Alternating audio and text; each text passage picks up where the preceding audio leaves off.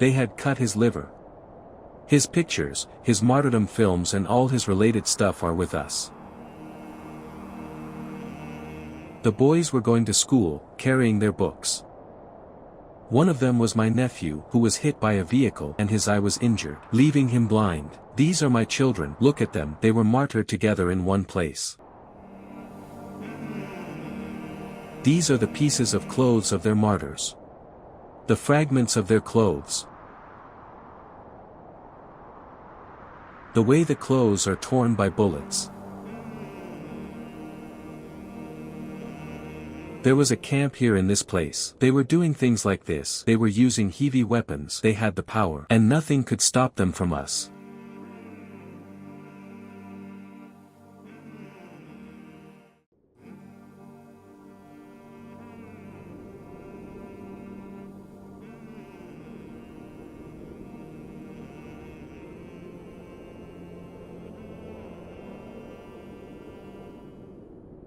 Inhuman atrocities and crimes disconnected from any sense of humanity and nature.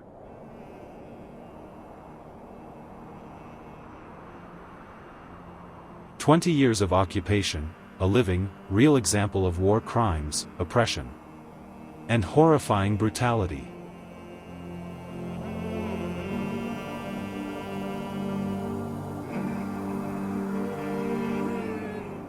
The tragic historical incident of Kansak village in Farah province. Even today, recalling those events sends the people of this village into shock, and the horrors of that time continue to haunt their minds like a nightmare of fear and terror.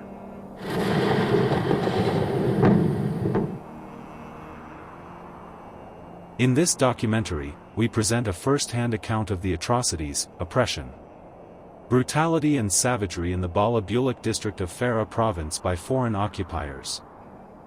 A real-life example that brings shame to human history.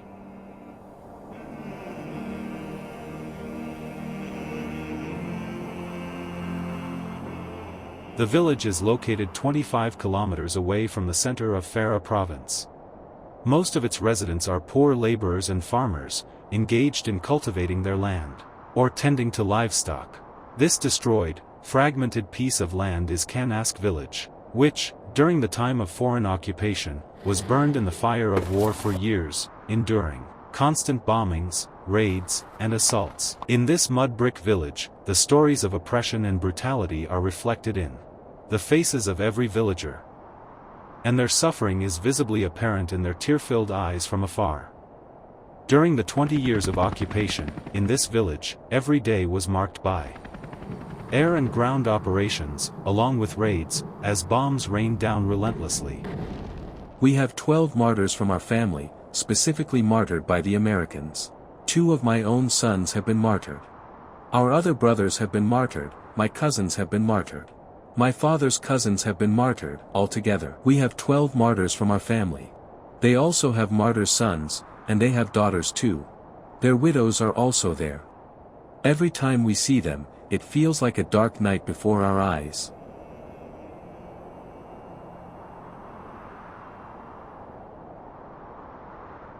These are the torn pieces of the clothes of their martyrs, you can see them. The way the clothes are ripped apart by bullets, these are the shreds from the bullets.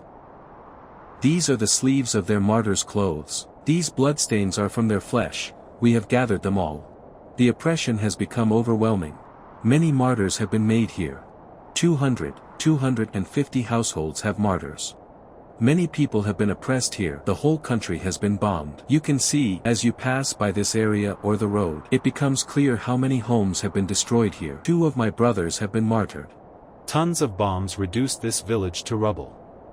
Raids, torture, and killings turned the village into a graveyard, condemning the lives and dreams of its people, and depriving them of peace and rest.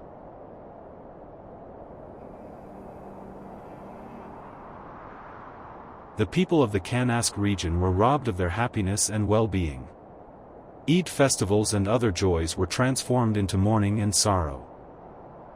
When you ask anyone from this region about the 20-year occupation, their throats are often choked with emotions, their eyes fill with bitter tears, and they are even left without the strength to speak of it. The shadow of grief looms over the heart of every man and woman, and this sorrow is reflected in the faces filled with suffering and injustice, visible from afar.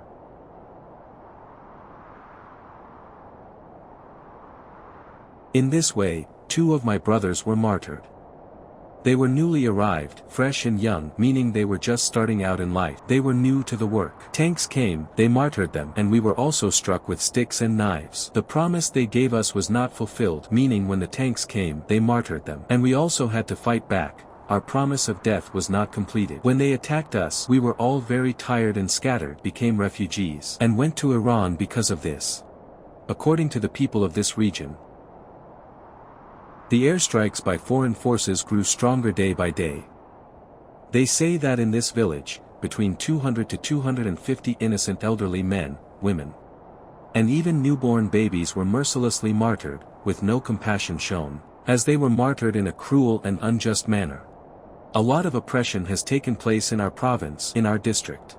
This village and this country that you see, its destruction. All of it has been bombed. All of it has been attacked by drones. We have lost around 200 or 250 martyrs in this village. From the elderly to the children, from the youth to the men and women. We have lost so many martyrs in this village. We couldn't even go to our villages and homes. We couldn't drink our own water, nor could we cultivate or carry out any business. The foreign occupiers did not stop at killing and imprisoning the residents of Kansak village, subjecting them to all kinds of oppression and humanitarian disasters. Instead, they also deprived them of cultivating their land and living in their own territories.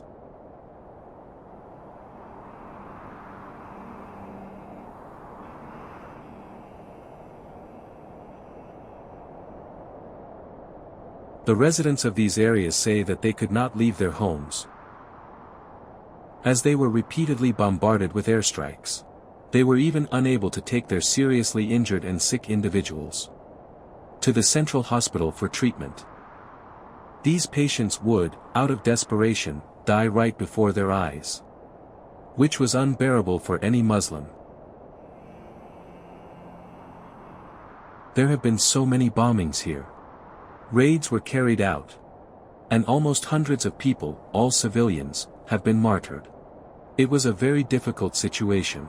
If someone in our area got sick, we couldn't take them to the district center, to the clinic, or to the hospital. They would shoot from the checkpoints, or the drones would be flying around and strike. It was a very hard time.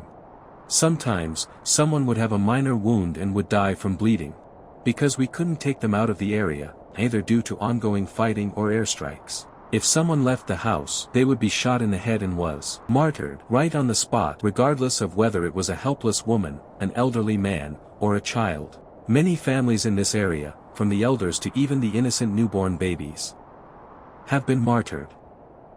Every family has lost several members and they have all become martyrs. A resident of this area, named Shadi Nomi, whose heart is full of sorrow and pain, shares the heartbreaking story of how, in one day, he lost his 4 innocent children to martyrdom. He narrates his tale of suffering as follows. These boys were on their way to school, they were carrying their books.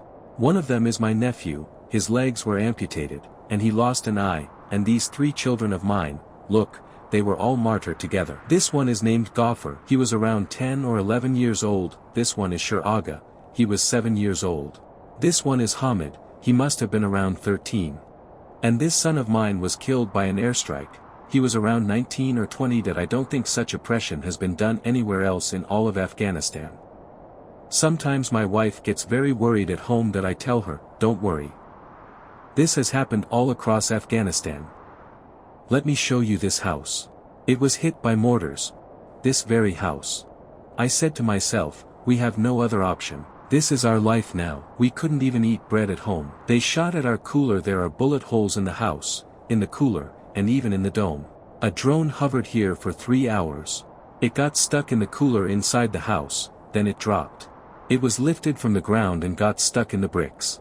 This is the father of a 13-year-old young martyr from this village, whose grief over the loss of his son has robbed him of the joy of life for the rest of his days. With a heavy heart and tears in his eyes, he narrates the sorrowful story of his son's martyrdom in the following way. One of my children was 13 years old.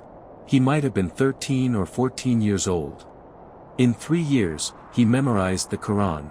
Then, in his second year, he was studying his books. It was the 4th day of Eid al-Adha, around 1409. It was the 4th day of Eid al-Adha. I believe he went out from the house on the 4th day of Eid. He was captured by the Arbaki militia, local police, on this road. The next day, another group of Arbaki militia had already beaten him. On this day, our own local Arbaki forces captured him and martyred him. They had taken him and put him in a sack. There they had hung him in a tree leaf in a sack. They had left him here. He had even been torn into pieces by the hit of the explosion. They had cut his liver. The photos and the videos of his martyrdom, all these things are with us. This does not mean that my son was the only one. Many innocent people have been martyred here. This is the scene of my son, but this was the moment when he was martyred due to this oppression. This elderly man, with a broken back, says that whenever he comes across his son's school documents at home, the grief and sorrow of losing his son are revived once again. When he was martyred, before that, he had tied the turban he wore for memorizing the Quran. These are his documents. These things remain with us. Sometimes we look at his documents. This is his paper, which means he had prepared it for himself, and this is what remains of him. It was the blood of the innocents that caused Allah to disgrace those disbelievers and drive them out of our country.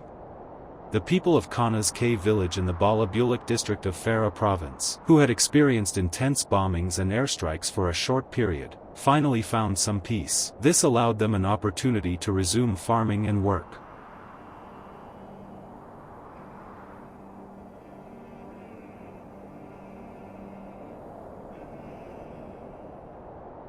However, the exhaustion from burying their martyrs had not yet subsided when, in the year 1399, once again, these villages were subjected to brutal raids, intense bombings, and both aerial and ground operations.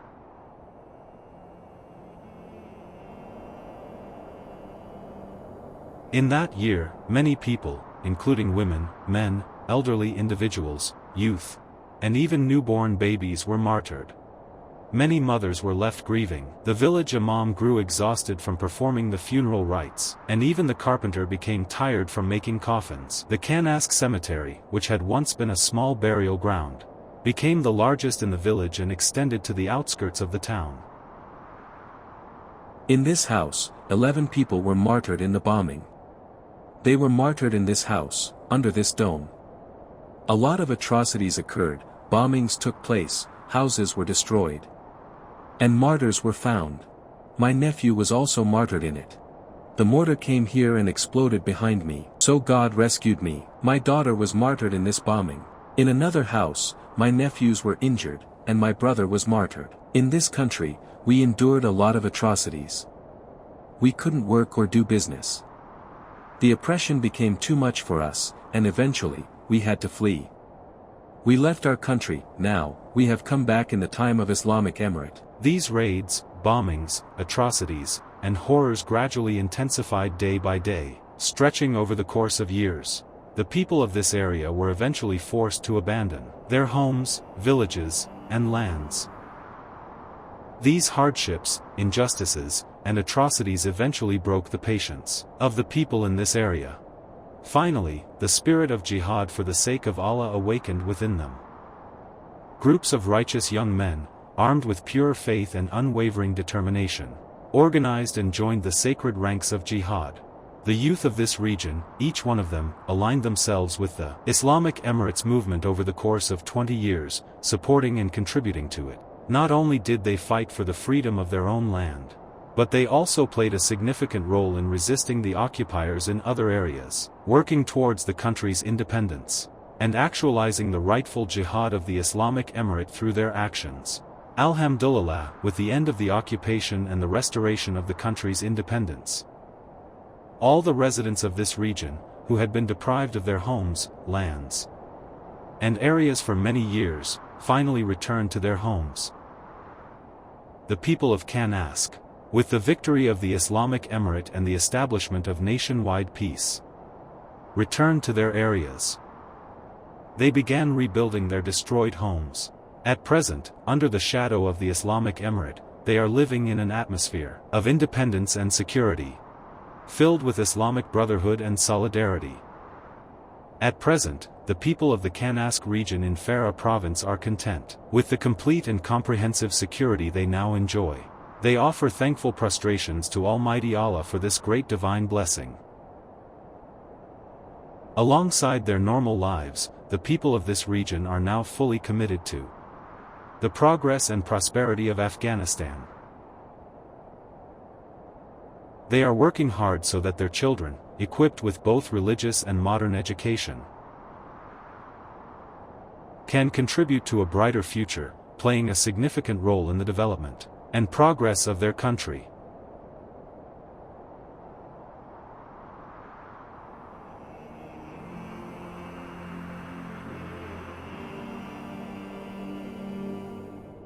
As a national, independent, and dedicated media outlet, we reflect the voice of the people and present the atrocities, horrors, and crimes committed during the 20-year occupation of Afghanistan to both citizens and the international community in a documentary format that if you have witnessed incidents such as raids, killings, atrocities, or other crimes committed by foreign occupying forces in your area during the 20-year occupation, you can share them with us via WhatsApp.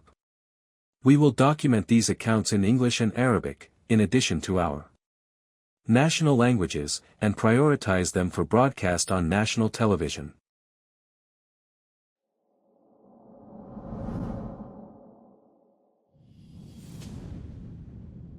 Our contact number: 074-434-3668.